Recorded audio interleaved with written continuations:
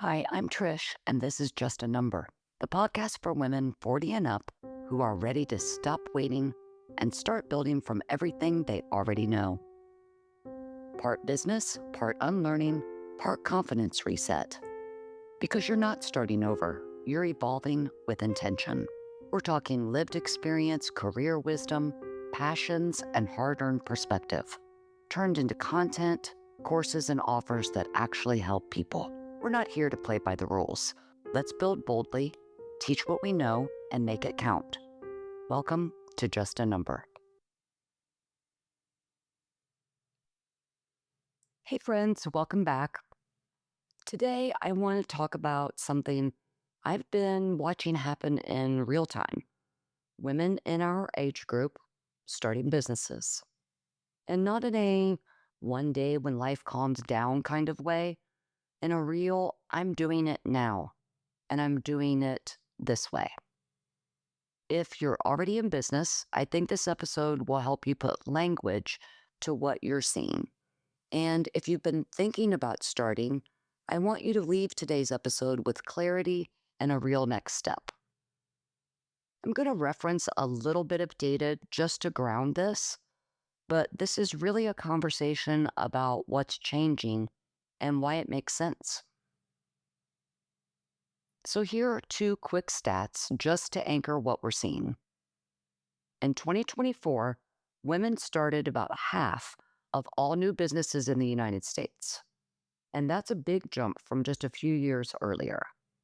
And women-owned businesses overall represent millions of companies and contribute trillions to the economy. So if you've been feeling that pull, like, maybe I should do my own thing, you're not imagining it. This is happening at scale. And honestly, we can see it without a chart.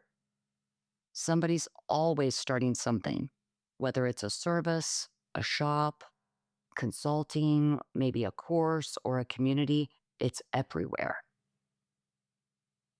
Back in 2010, I was consulting as an instructional designer for a large legal firm.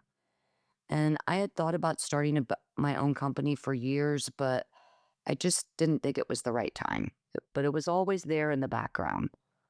And my boss at the time suggested I start my own company. That mattered because sometimes you don't need permission, you need a mirror. Someone outside of you saying, you're already doing this at a high level. Why aren't you the one benefiting from it? So I did it. I quit the job. I started an LLC, and that firm became my first full-time client. I share that because entrepreneurship doesn't always look like a huge dramatic event. For a lot of us, it's simply a smart transition, a bridge from where we are to where we want to be. When people talk about women starting businesses later in life, they love to tell a one-sided story. Corporate burnout, quit, started a business. That story is real, but it's not the whole picture. Plenty of women are starting from education, healthcare, nonprofit work, ministry, service industries. Some are coming out of a long caregiving chapter and finally have the space to build something for themselves. Some have been doing what I call informal entrepreneurship forever. Hair, catering, cleaning, nails, childcare, organizing, selling products.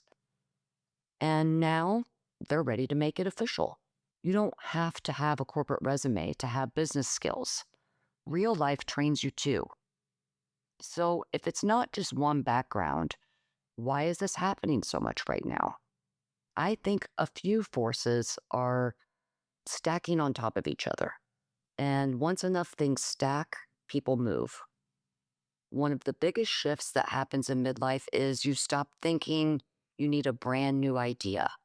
Instead, you start noticing, I have skills that solve real problems. And sometimes it's not the flashy stuff. It's it's that thing you do so naturally you forget it's valuable. Think about the women who can walk into chaos and immediately organize it. That's operations. That's systems. That's project management. That can be a business. Or the person who's always been the teacher, inside a classroom or outside of it, helping people understand things. That's training, curriculum, coaching, course creation. Or the person everyone calls when they need help getting their home together, their schedule together, their health together. Those are markets with paying customers too. At our age, you're not just building from imagination, you're building from patterns you've lived. And once you see that, the next part makes sense too. A lot of us grew up believing a job was the answer, it was the safe option. Get a great job, have insurance, build towards your retirement, work there for 25 to 30 years, and retire safely. But over the last several years, people have watched stable jobs become unstable very quickly. Roles change, companies restructure, people get laid off with an email. So a lot of women are redefining security. So instead of thinking, I need one job, it becomes, I need income that isn't controlled by one decision maker. Entrepreneurship starts to feel less like a dream and more like a practical plan. And then there's the reality of time. At this point in life, responsibilities stack up. For some, it's kids. For some of us, it's grandkids. For some of us, it's caregiving for our parents.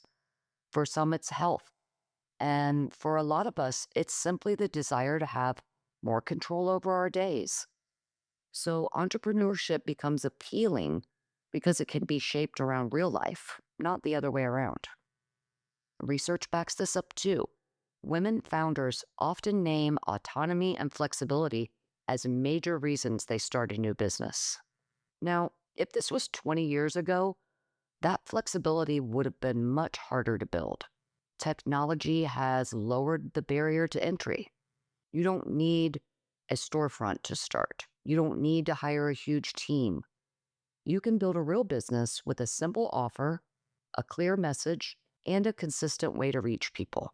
And I think this matters especially for women in our age group, because many of us aren't trying to build something that costs us our peace. We're trying to build something sustainable. So part of what you're noticing is momentum. When women see more women like them doing something, it expands what feels possible. And we're also seeing a broader trend of entrepreneurship shifting older over time. More people starting in their 50s and beyond than decades ago. That big jump in women starting businesses in recent years tells us this isn't some tiny wave. It's a real shift in who's building and when. The path is more visible, the tools more accessible, and the motivation is stronger. That combination tends to keep growing. Let's bring this home. If you've been thinking about starting something, here's a question that cuts through a lot of the noise. What do people already come to you for? Because that's usually the seed of the business. Not what looks cool online, not what you think you should do. What do people consistently trust you with? Once you have that answer, your next step isn't a full brand overhaul. Your next step is getting clear on a simple offer, something you can explain without a long backstory. I help blank do blank so they can blank.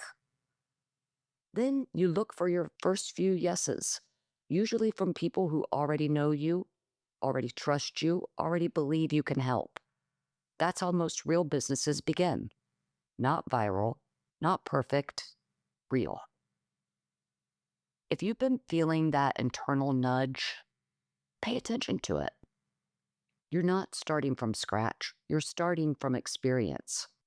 If this episode made you think of somebody immediately, please send it to her. A lot of women don't need more hype. They need language for what they're already feeling and one clear next step. Thanks for listening, and I'll see you next time.